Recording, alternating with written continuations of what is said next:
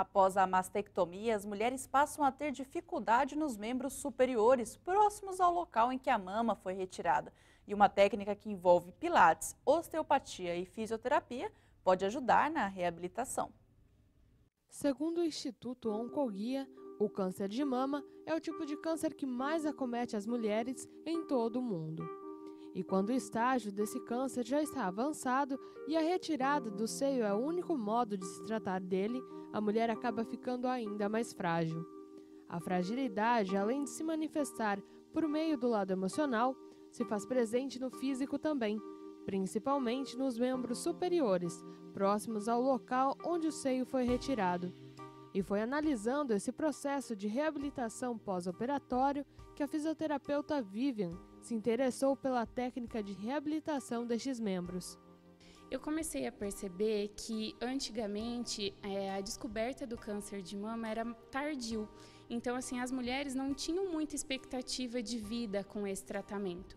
Hoje, o diagnóstico é muito precoce e as mulheres acometidas também são muito mais jovens do que antigamente.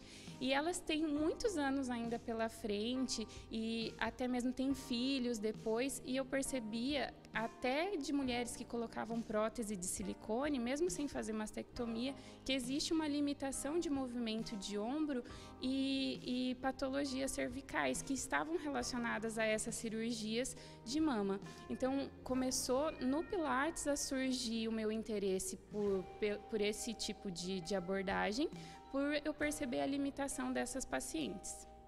A técnica é uma união de 3 áreas. Além da fisioterapia, ela põe em prática o Pilates e também a osteopatia. O Pilates ele vem para trazer a parte de ganho de ADM e força e de funcionalidade do membro superior. A fisioterapia convencional vem com o conhecimento de reparo tecidual, período de cicatrização do tecido, e a osteopatia principalmente com o ganho de micromovimentos e liberação de fáscias. Quando a paciente passa pela retirada de linfedema, que é o acúmulo de um líquido corporal conhecido como linfa em um dos membros, ela passa a ter um inchaço crônico. Neste caso, a drenagem parece uma alternativa, mas segundo o aconselhamento médico, não é, pois produz metástase, sendo utilizada então a técnica de bandagem. Algumas técnicas, como a drenagem linfática, podem ser contraindicadas em alguns casos. No meu trabalho, eu tenho algumas técnicas, como a bandagem funcional, que é uma técnica que não tem contraindicação, que pode ajudar nesse retorno venoso e na drenagem do membro superior. Vale deixar claro que essa técnica de reabilitação pós-operatória só pode ser procurada depois de aconselhamento médico. Vamos acompanhar como está a previsão do tempo para Foz.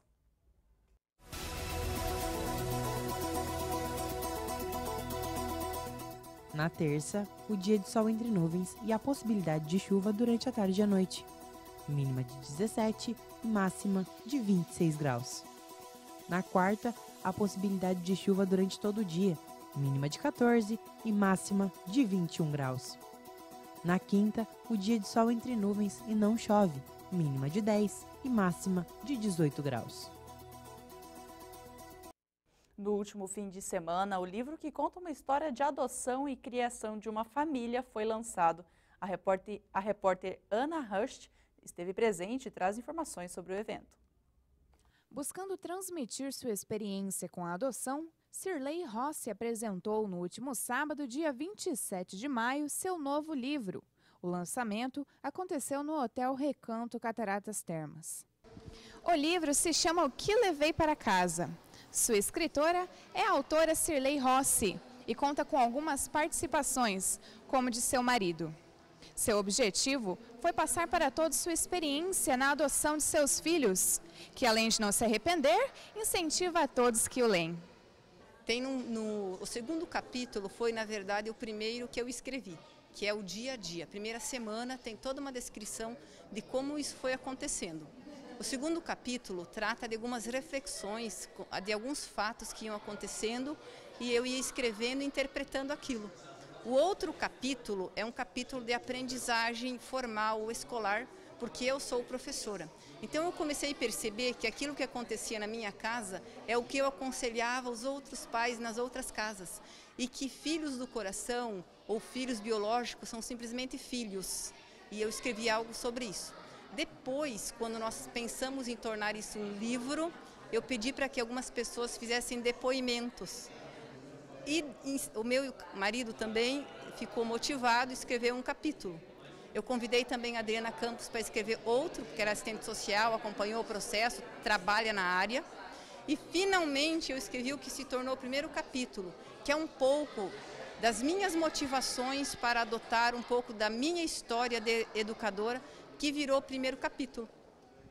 A doutora Luciana, da Vara de Infância, nos explica um pouco melhor sobre a parte jurídica do processo de adoção. O processo de adoção é simples. Na verdade, o que os casais precisam entender é que eles precisam inicialmente se dirigir à Vara da Infância e Juventude da sua comarca, da sua cidade, no local onde eles estão domiciliados, e lá eles vão receber todas as informações necessárias para poderem se habilitar para serem pretendentes à adoção. Então, uma vez habilitados a pretendentes a adotarem uma criança ou um adolescente, aí sim a gente vai verificar, dentre a ordem cronológica do Cadastro Nacional de Adoção e entre o perfil escolhido pela família, se há crianças e adolescentes disponíveis para que então haja o processo de adoção.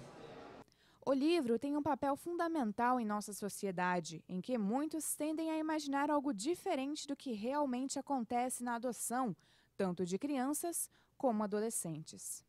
Esse livro é muito importante porque traz uma história real e uma história de sucesso. E uma história de uma adoção diferente, uma adoção tardia. Primeiro, uma adoção onde as crianças eram mais velhas e irmãos.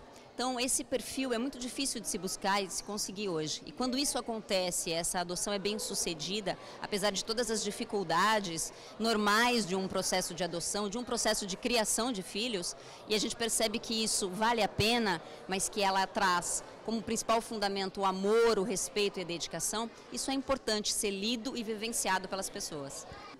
Não que eu tenha o intuito de ensinar, não é exatamente isso, mas é uma reflexão para que as pessoas compreendam os sentimentos do processo da maternidade e que desenvolvam cada vez mais o altruísmo, porque eu acredito no bem, apesar de no momento a gente escutar muita coisa dizendo de algo ruim, eu acredito que a humanidade só evoluiu e se tornou cada vez melhor. E é preciso que a gente divulgue mais essas coisas maravilhosas, porque a minha história é só uma, ela é singular, mas tem muitas histórias similares. As pessoas lendo esse livro, elas vão perceber o quanto também fará bem a elas fazer o bem para os outros.